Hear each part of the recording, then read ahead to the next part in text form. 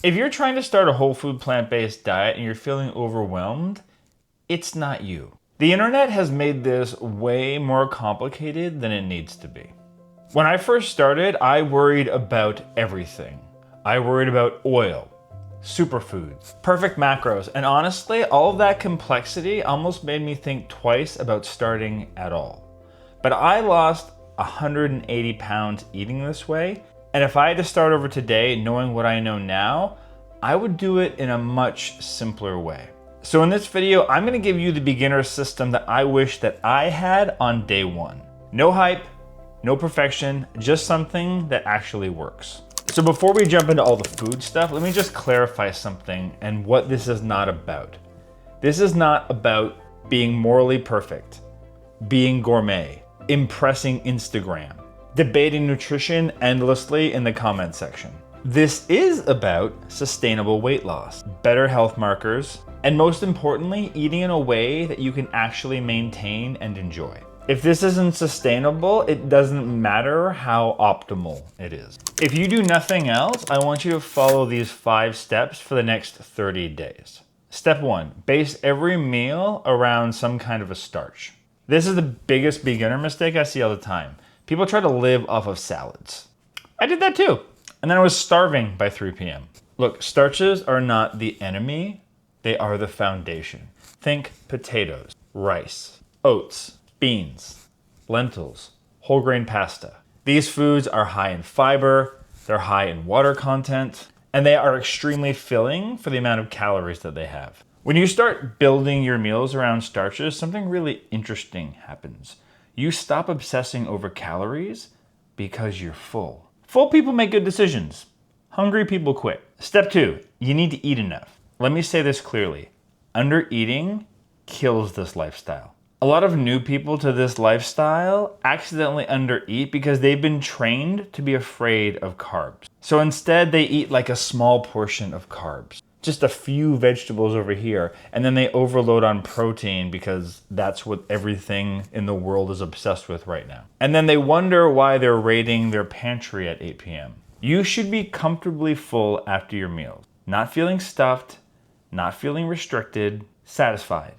And that's how you make this sustainable. Step 3, repeat the majority of your meals for the next 30 days. This is where my dude who's been there advice is gonna kick in.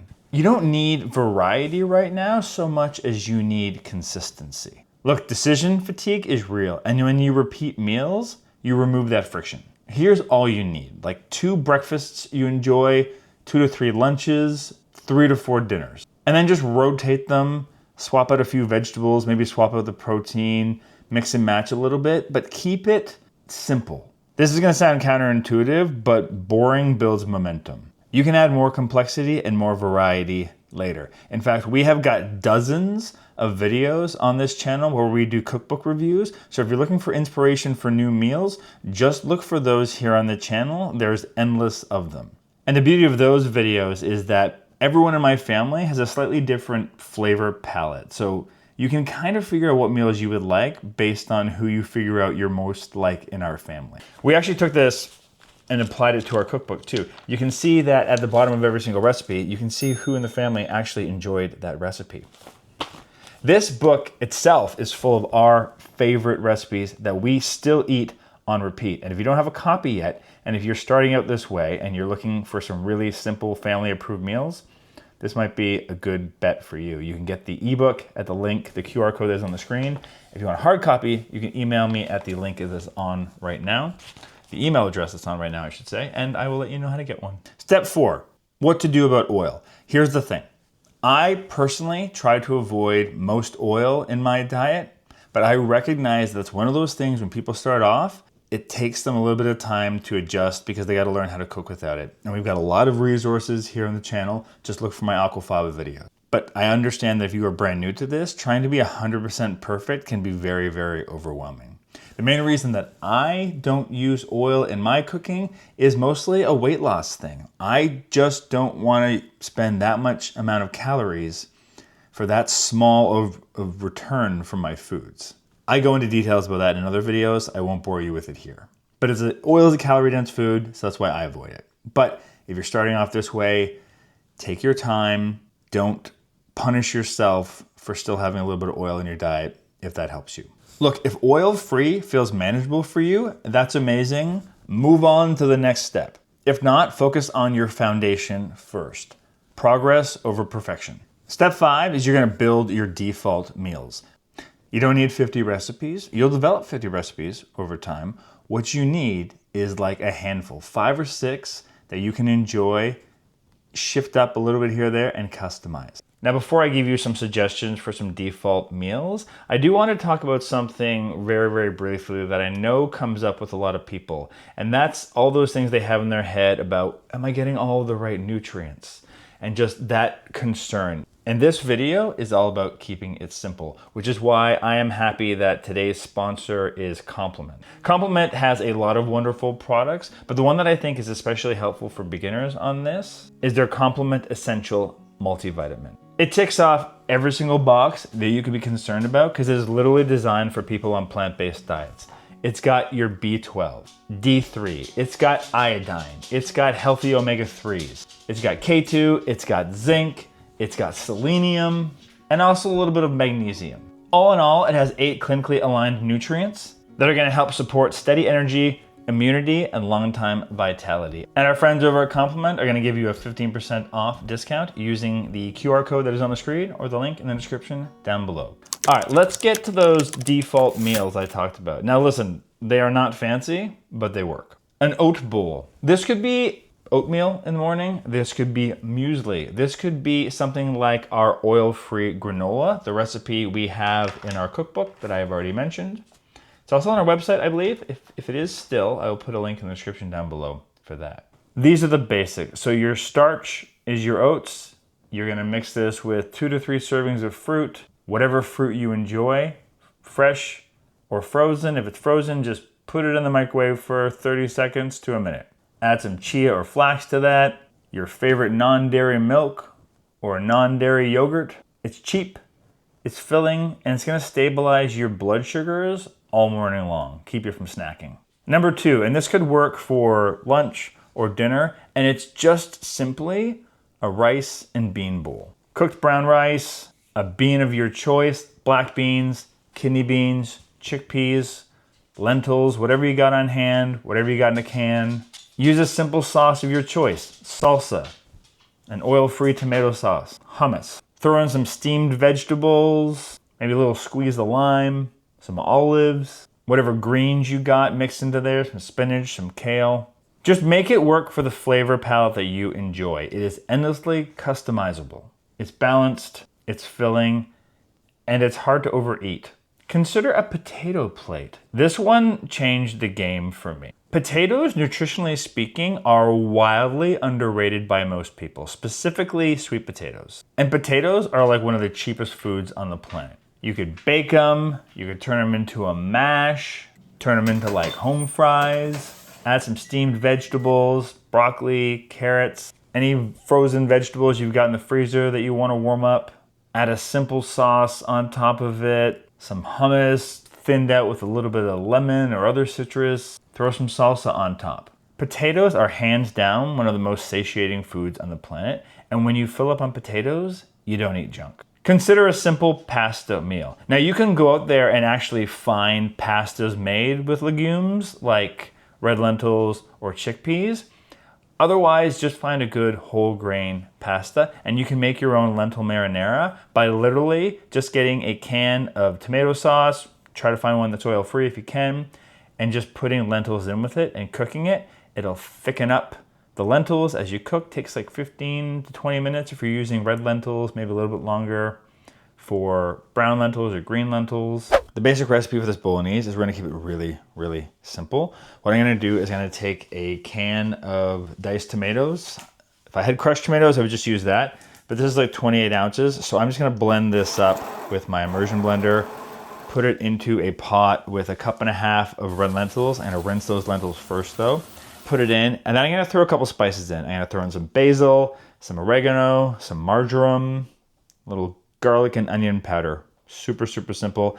I'm gonna let that cook and bring that to a boil and then cook it for about 20 minutes until the lentils are nice and softened. And then I'm gonna check the consistency of the sauce And if I need to, I might add a little bit of this tomato sauce we have. It is sugar-free. There's just a little bit of oil that's in this, and it's because of the onions that are in the sauce. I guess they cook the onions in it, but that's it. They don't add oil to the sauce itself. So if I need to, I will do that.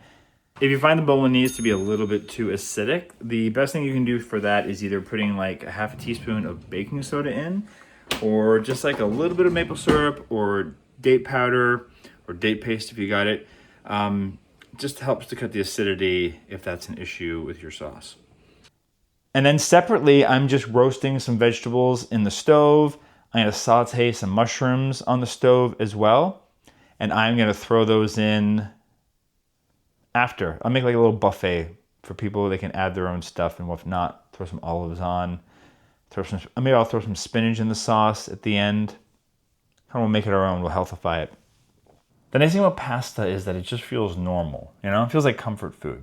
And if you want to give it a little cheesy vibe, pick up some nutritional yeast and just sprinkle it on top. Nutritional yeast not only adds a little cheesy nuttiness to it, but it is packed with protein as well. And you can find it in pretty much any grocery store these days. This kind of meal is fiber packed and filling, which is gonna make eating this way super easy. A lot of people turn to smoothies when they go this way, and I use smoothies with caution.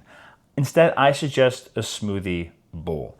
It is really easy to make a nice thin smoothie and then drink 800 calories in 45 seconds. And the problem with that is when you're over processing your food, those calories digest a lot faster, and then you get hungry faster as well. The nice thing about making a smoothie bowl is what you're gonna do is you're gonna make your smoothie, but you're gonna make it really thick. So it's almost more like an ice cream or like a sorbet. I like to blend a couple different kinds of frozen fruit with just a splash or two of plant milk, just enough to get it creamy and loose. And then I top that with some more sliced fruit, some granola or muesli, some hemp seeds, and then I just eat it nice and slowly. And what's good about this is you're not drinking your calories, you're chewing them. They're gonna digest slower. And they're actually gonna keep you full, and that is a huge difference when you're starting off eating this way. Me personally, my rule is smoothies not so good, smoothie bowls, fantastic. And then last but not least, just a simple stir fry. Grab yourself some rice noodles, some vermicelli noodles, or just some straight up brown rice. Grab a couple cups of whatever vegetables you got in the fridge. Bok choy is great, cabbage, peppers, mushrooms. Try to get a little variety, mix it up in your meals throughout the week. And then just a really, really simple stir fry sauce. I'm gonna put the ingredients for one on the screen right here that you can use, and then customize it to your enjoyment level. Add a little bit of hot sauce in there if you like some hot sauce.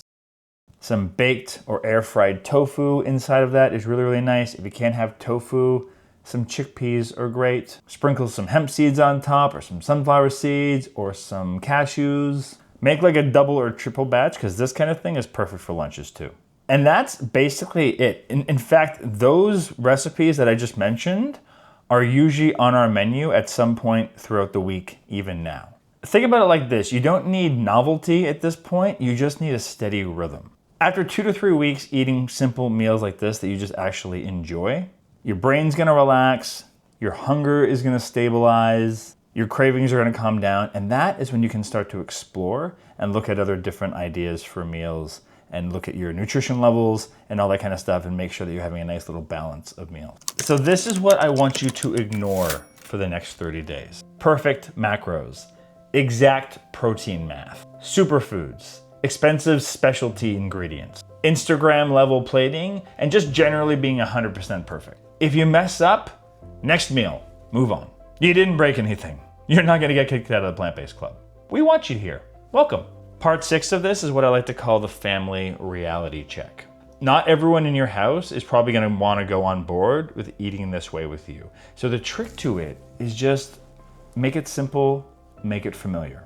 And that's why a lot of those things I already suggested are things they're probably gonna be familiar with. Rice bowls, pasta, potatoes. Keep your flavors normal. And if they wanna add animal products on top of their potato or their pasta or their rice, that's fine. The nice thing is that you're sharing like 80% of the meal, and that you can just put your protein toppings, make them your own.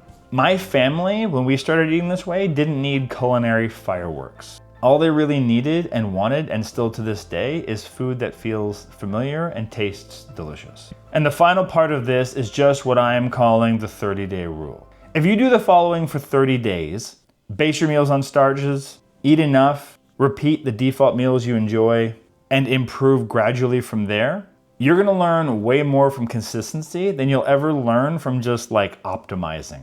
I can't say this enough. This is not about being perfect, it's about being consistent. If I waited until I had it all figured out, I would still be waiting. Because I'm still figuring it all out as I go. One step at a time, one day at a time, one meal at a time. I'm sure you have got loads of more questions, which is why we have loads of more videos. Things about protein, eating oil-free, and just generally family-friendly recipes. We have a lot of those. Take a look around.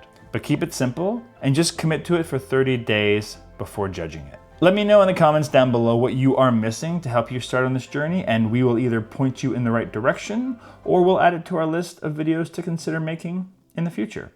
If you enjoyed this video, please hit that like button to let YouTube know to share it with other people. Subscribe for more stuff like this, and since you're still hanging out, YouTube has this video all queued up for you right now.